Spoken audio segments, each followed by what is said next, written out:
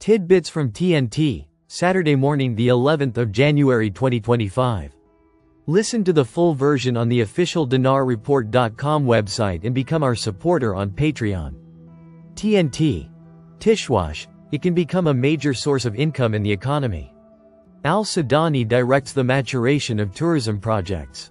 Prime Minister Mohammed Shia al-Sudani stressed, today, Saturday, January 11, 2025, the necessity of investing in Baghdad as the capital of Arab tourism to launch tourism development projects, considering that it can be transformed into a primary source in the non-oil economy. The Prime Minister's media office stated in a statement received by Baghdad Today that al-Sudani chaired a meeting today, Saturday, devoted to presenting a package of tourism projects planned to be established in the capital, Baghdad, and the rest of the governorates. According to the statement, al-Sudani directed to work on maturing tourism projects and offering them as a single package, especially since developing this sector will contribute to strengthening and diversifying the national economy by activating vital sectors, including the tourism sector, which the government is keen to activate for the next stage, based on its government program. He pointed out that tourism and its components are available in Iraq, and it is possible to transform into a basic source in the non-oil economy, with the availability of opportunities, local need, and the desire of citizens to benefit from and enjoy modern, advanced, and environmentally friendly tourism facilities. It also represents a gateway to expanding the elements of attraction for incoming tourism from abroad. The Prime Minister explained the importance of investing in the opportunity of choosing Baghdad as the Arab tourism capital for the year 2025, building attractive tourist and entertainment facilities and installations, overcoming bureaucratic obstacles, and creating more suitable conditions to attract foreign investment in this sector.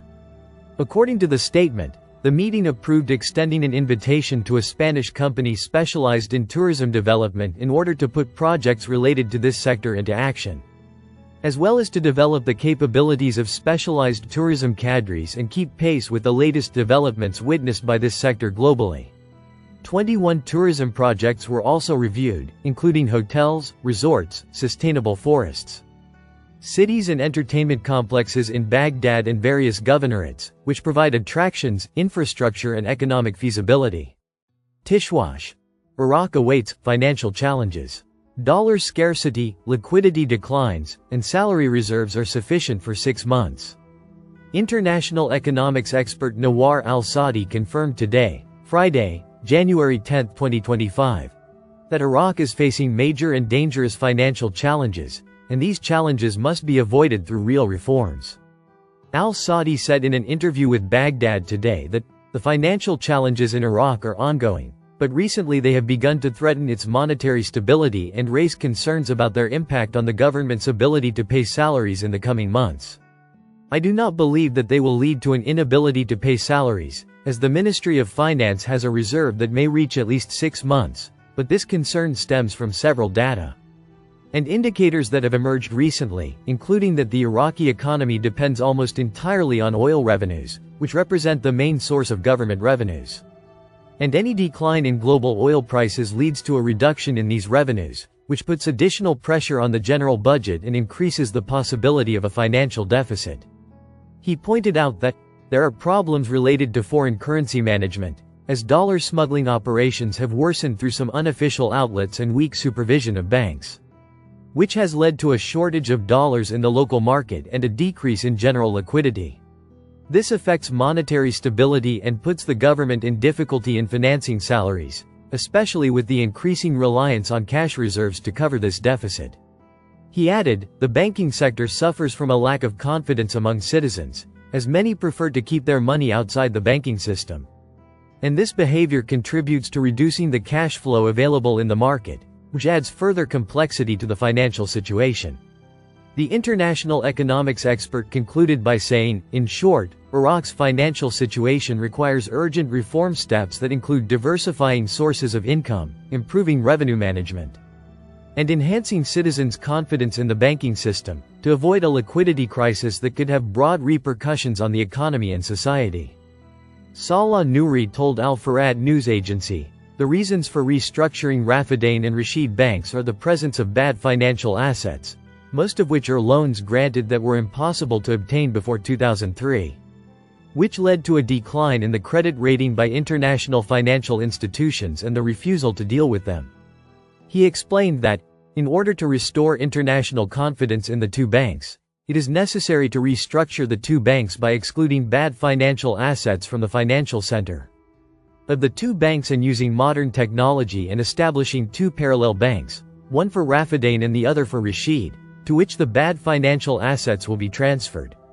He explained, after separating Raffidain Bank into a bank that owns sound financial assets and another parallel Raffidain Bank that owns bad financial assets, as well as Rashid Bank into Rashid Bank that owns sound financial assets and Rashid Bank that owns bad financial assets, Raffidain and Rashid Banks, which own sound financial assets, will be merged into one bank, as well as merging Raffidain Bank with bad financial assets with Rashid Bank with bad financial assets into one bank. Nouri said that, the new bank after the merger with sound financial assets will practice cash and contractual credit activities and dealings with international financial institutions. But the new bank after the merger with sound financial assets needs capital support with not small amounts, and this must be determined by the party that supports the capital, according to the government decision. He noted that, among the financial activities of the new bank is the use of artificial intelligence in addition to bank employees with high technical skills.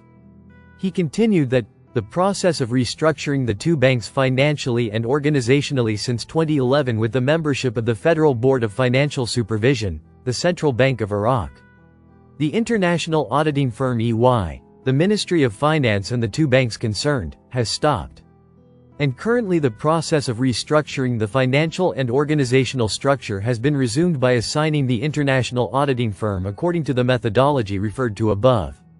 Prime Minister Mohammed Shia al-Sudani chaired a special meeting yesterday, Thursday, to discuss the development of the work of government banks, in the presence of representatives of Ernst & Young for auditing and financial consulting.